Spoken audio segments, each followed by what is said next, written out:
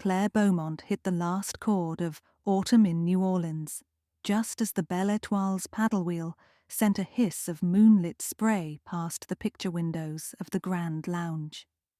The Riverboat was 3 days out of St. Louis, drifting south on hands of velvet water toward Memphis, and tonight was supposed to be the crown jewel of the voyage, Captain Geraldine Maddox's gala dinner.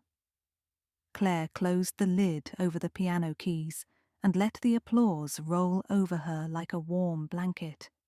She'd been the resident jazz pianist on the Belle Etoile for 6 seasons and had learned to read an audience the way some people read tea leaves. Tonight they'd wanted mellow nostalgia, the kind you taste more than hear. Perfect, she thought. The captain deserves a smooth lead-in to her party.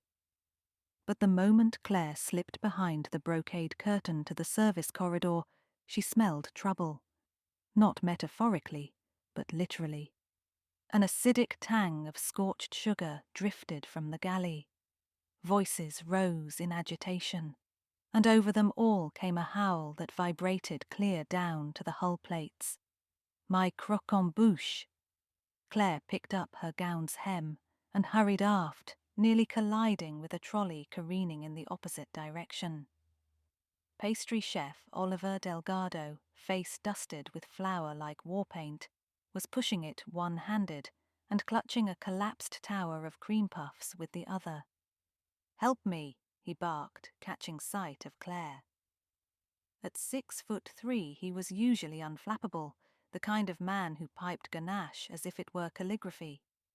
Tonight he looked as if his entire love life had just broken up with him. Claire grabbed a serving platter to stabilize the ruined croquembouche. "What happened?" "Sabotage," Oliver said, voice thin with outrage. Someone tempered the chocolate base with dish solvent. It ate through the caramel threads like acid. He swore under his breath in Spanish. And that's not all. The walk-in refrigerator warmed to 80 degrees in half an hour. Half the desserts melted. Claire felt her stomach drop to the polished teak deck. Oliver's desserts, along with executive chef Lotte Bjornstad's entrees, were meant to anchor the captain's goodwill with VIP passengers and the line's corporate brass. If the meal failed, the whole cruise could turn into a refund-ridden PR nightmare. They reached the galley. It looked like a hurricane had spun through a patisserie. Sugar sculptures lay puddled like glass in summer sun. Trays of soufflé batter sat deflated, and someone had scattered coarse sea salt across a rack of delicate macarons, ruining their smooth tops with white freckles. A circle of staff stood mute around Captain Maddox herself, a lean woman whose posture could have etched straight lines into marble. She examined the carnage in silence, and the quieter she grew, the more Claire's nerves fizzed. Finally, the captain spoke. "We have 3 hours. We are not cancelling. We will serve something, anything, that will not poison or disappoint my guests. Dismissed." The staff dispersed, scrambling for salvage. Claire took 2 steps toward Oliver. "You need help?" "I'll manage," he replied. Then his shoulders slumped. "No, I won't. I've got 3 usable tarts and a crate of oranges."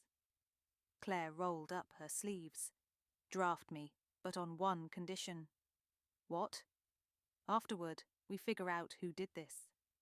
He studied her for a beat, then nodded grimly. "Deal." They limped through service with improvisation worthy of a jam session. Oliver sliced the oranges into paper-thin wheels, candied them with the last of the sugar, and layered them over the salvageable tarts. Claire made emergency coffee ganache, while line cooks piped whipped cream roses to hide the seams. By the time the first plates left the pass, no one outside the kitchen guessed how close disaster had come. But the gala's sparkle couldn't mask the tension coiling through the crew corridors. Sabotage wasn't a kitchen mishap. It was a declaration of war, and nobody liked wondering where the next bomb would drop. Close to midnight, gala guests drifted off to staterooms. Claire returned to the lounge to play soft lullabies.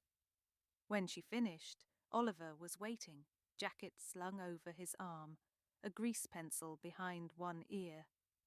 "I've got 15 minutes before Bjornstad ropes me into inventory," he said. "Where do we start?" Claire glanced around the empty lounge. With motive. Who benefits from humiliating the captain? Oliver ticked off names on flour-caked fingers. Executive Chef Lotta, if she wants me fired so she can bring in her own pastry chef. Sous Chef Marco, he thinks my promotion was nepotism, even though he and I aren't even the same ethnicity. Oliver rolled his eyes. Then there's Bianca Wu, the events director. She may be gunning for the captain's job. And Sam Bailey, the deckhand. He used to cook on riverboats until the health inspector shut down his kitchen. Maybe he's holding a grudge against the culinary staff in general. Claire nodded. Anyone else? Oliver cut her a sly look. Elise Marchand, the guest violinist. She keeps requesting duets, and you keep turning her down. Oh, please, Claire shoved his shoulder. Elise and I are competitors, not felons. Just because I won Best in Show at the Ship's Talent Smackdown last season doesn't mean she wouldn't poison your cheesecake out of spite. Claire laughed despite herself. Let's gather facts before we accuse anyone. Fact-gathering began in the walk-in refrigerator. Oliver examined the temperature dial, now back at 40 degrees. He unscrewed the outer plate and found a smear of chocolate across the wiring. "Chocolate finger," he murmured. "Chocolate fingerprint," Claire corrected, removing her phone to snap a picture. "We'll compare with our suspects if we can. Assuming they haven't licked their fingers clean." A sudden thought struck Claire. "What about security cameras?" "There's no camera in the fridge, health code," Oliver said, "but the corridor outside has one. Footage loops to the purser's office. Let's visit the purser." But Enzo Conti, the purser, refused to release security video without authorization from either the captain or corporate. "Company policy," he said, adjusting silver spectacles that matched his hair. "And the captain is unavailable until morning." Claire wanted to object, but Oliver squeezed her elbow. "Understood, Enzo. Thanks." Once outside, he exhaled. "Fine. We get evidence the old-fashioned way." At 1:20 a.m., they crept into the deserted galley. The cleaning crew had finished and left. The stainless steel surfaces gleamed under dimmed fluorescence. Claire played flashlight over the floor. Crumbs of caramel glinted like amber flecks. On a prep table lay a single sheet of notebook paper, stuck to a pool of melted sugar. She eased it free. Across the top, printed block letters read, "Break a leg, sweetheart." Oliver joined her shoulder to shoulder. Not exactly subtle. Claire flipped the page. Nothing else. "Who on board calls me sweetheart?" She mentally scrolled. Bianca sometimes, in a brisk managerial way. Sam, definitely. He called every woman sweetheart. Elise, never. "It might not be about you," Oliver said. "Could be me. I'm known for sweet things." Claire wasn't convinced. "Let's hang on to it." Oliver crouched by the trash receptacle. Whoever sabotaged us would have tossed packaging or containers. He donned a pair of latex gloves from the dispenser and rummaged. Moments later, he held up a plastic bottle labelled Aqueous Clean. The nozzle was sticky with brown residue. Claire sniffed. Chocolate again. So someone spiked cleaner into the chocolate base and then ditched the bottle. Classic misdirection. Make it look like I used the wrong container. Claire shivered. That suggests culinary know-how. Someone who knows how we store ingredients and chemicals. which narrows us to kitchen staff plus Bianca, who's always in and out for event tastings. And Sam Bailey, who replaced filters in the galley last night, Claire added. She remembered crossing paths with him when she'd gone for water between sets. He'd carried a toolbox and whistled, "When the Saints Go Marching In." They bagged the bottle in a ziplock and retreated. Morning brought a rose-gold sunrise and the smell of chicory coffee drifting up from the galley. Behind the scenes, though, was little sunshine. Chef Bjornstad summoned Oliver to her office. Claire accompanied him, determined. Lotta Bjornstad was a Viking of a woman with cropped blonde hair and eyes like lake ice. She wasted no words. Mr. Delgado, the gala desserts were nearly a catastrophe. The captain holds me responsible. Should I hold you responsible? Oliver's jaw tightened. Someone sabotaged us, chef. So you claim. She folded hands like marble sculptures. Prove it, or I must treat incompetence as fact. Claire stepped forward. We have evidence. A corrosive cleaner bottle contaminated with chocolate. We found it in the trash. And the walk-in's thermostat wiring was tampered with. Lotta considered Claire as though deciding if she were garnish or entree. And you are? Claire Beaumont, lounge pianist. She straightened. I'm helping investigate out of vested interest. The gala's failure would tarnish the ship's reputation, including mine. Chef Bjornstad nodded once. Very well. You have until dinner service tonight. If you cannot show me a saboteur, I will conclude negligence. She dismissed them with a curt wave. Outside, Oliver blew out breath. Tick-tock. We need the security footage, Claire said. Time to ask the captain. They found Captain Maddox on the wheelhouse veranda, binoculars in hand, surveying cypress trees sliding past. Maddox listened without interrupting, then handed binoculars to her first officer and motioned them into a side parlour. You believe sabotage, she said. I suspected as much. Show me your evidence. They did.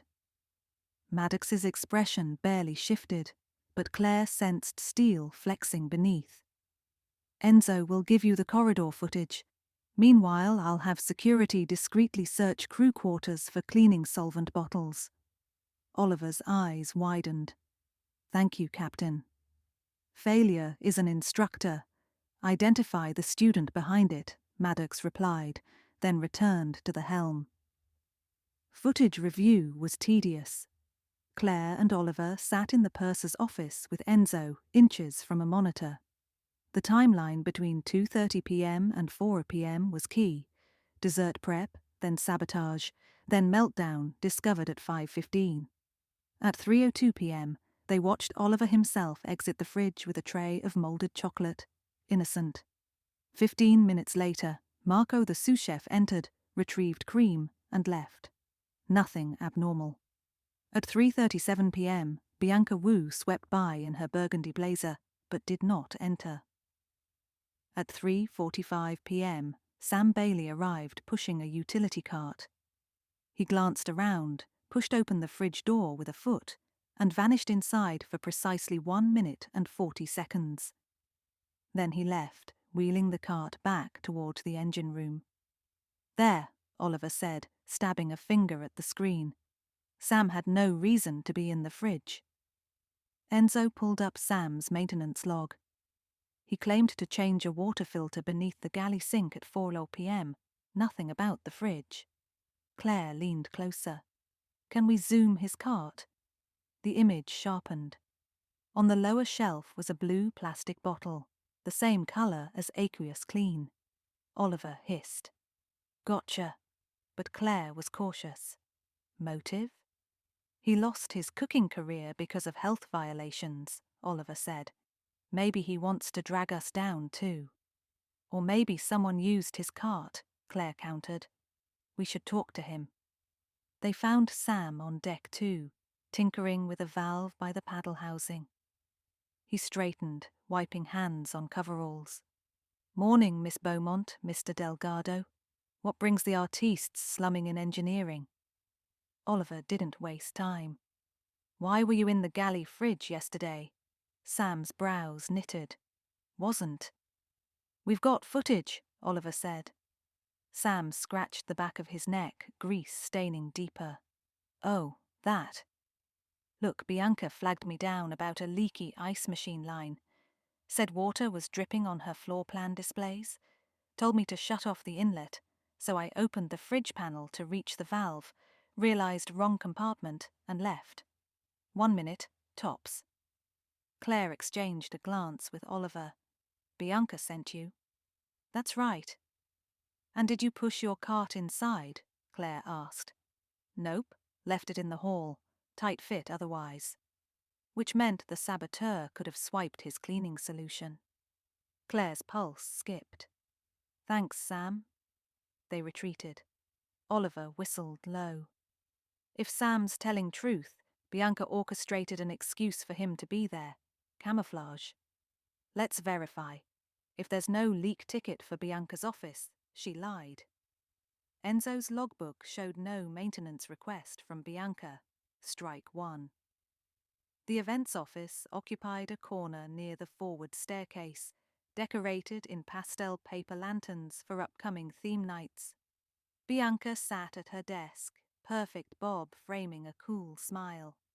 Claire, Oliver, what can I do for you? Just clarifying yesterday's timeline, Claire said. We heard you asked Sam to fix a leak in your ice machine. All sorted? Bianca blinked. Ice machine? I haven't had any leaks. Oliver crossed arms. Interesting, because Sam said you sent him into the galley fridge. Bianca's lips parted, then pressed into a thin line. Sam must have misunderstood. I asked whether water from the fridge condenser could be rerouted. Perhaps he took initiative. Claire read tension in the woman's shoulders. Bianca, this sabotage jeopardizes everyone's jobs. If you know something... Careful, Bianca cut in, voice silk over steel. Accusations without proof are defamation. Claire kept her gaze steady. We'll let the proof speak. Outside, Oliver whispered, She's hiding something. She's also smart enough to lawyer up, Claire said. We need more. Mid-afternoon, Security Chief Donna Pike summoned them. We searched crew quarters for cleaners matching your bottle, she said. Only one person had a partial gallon of aqueous clean, Bianca Wu. She says it's for wiping chalk markers off schedule boards. She's events director, not housekeeping, Oliver muttered. Pike raised a hand.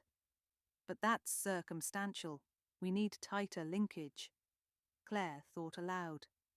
The bottle we found had chocolate residue. If Bianca handled both chemicals and pastry elements, there might be traces on her clothing. Laundry's processed every morning, Pike said. Today's bags are still queued for washing. 20 minutes later, they were in the laundry room, sifting through mesh bags labelled by cabin number. Bianca's bag yielded a burgundy blazer sleeve dotted with brown stains. On the cuff, faint crystals glimmered. Oliver touched a flake, sniffed. Caramelized sugar. Pike grinned. Bingo. They confronted Bianca in the observation lounge just before cocktail hour. She stood by picture windows, phone in hand, tapping emails. Claire approached with measured calm. Bianca, we found chocolate and caramel on your blazer. We also know your cleaner bottle was used. Anything you'd like to explain? Bianca's jaw worked. She stepped back, gaze roving the lounge as if seeking an exit. You're making a mistake. Oliver held up the breaker leg note, encased in plastic. Your handwriting matches event seating charts. He produced one for comparison, identical block letters. Why sabotage your own ship? Bianca's shoulders sagged. Because it's not my ship, she whispered. I was promised the assistant hotel director position on the new flagship, the Celestine Queen. But Maddox recommended her protégé instead. After everything I've done, the 20% increase in bar revenue, the partnership with the Memphis Blues Museum, she sidelined me. I wanted her spotless record tarnished so corporate would reconsider. By ruining desserts? Claire asked softly. Bianca's laugh was brittle. I planned to force a minor embarrassment, nothing poisonous. Melt sugar sculptures, destabilize soufflés. The captain prides herself on flawless hospitality. One botched gala, and corporate doubts her judgment. But I misjudged how hard the kitchen could recover. She swallowed. Claire felt a pang. She'd tasted ambition's bitterness herself on the jazz circuit, seeing pianists elbow one another for spotlight. Ambition's a sharp knife, Bianca. It cuts both the target and the wielder. Security Chief Pike arrived with 2 officers. Bianca surrendered quietly, smoothing her blazer as though still hosting. As she was led away, Oliver exhaled a breath that seemed held since dawn. That evening, Claire played a blues-tinged waltz in the lounge while passengers sipped peach juleps. Oliver approached with 2 plates, each bearing a perfect slice of Mississippi mud pie crowned by a candied orange wheel. "Leftovers from tonight's dinner," he said, setting one on the piano. Captain insisted the crew celebrate. Claire took a bite, eyes closing in bliss. Balance of dark chocolate and citrus, magnificent. Oliver bowed. "Thank you, partner in crime solving." She patted the bench beside her. Oliver sat, and she segued into a playful stride. "Think Captain Maddox will forgive our extracurricular investigation?" "Already did," Oliver said. "She wants us to co-host a culinary jazz demonstration next sailing." Claire laughed. Improvisation on piano and dessert could be sweet. The river unfurled before the bow, black silk embroidered with moonlight. The Belle Étoile steamed on, mysteries resolved for now, music mingling with the gentle churn of the paddle wheel, an amen to teamwork, to second chances, and to the knowledge that in the cosy confines of a riverboat, secrets rarely stay hidden for long.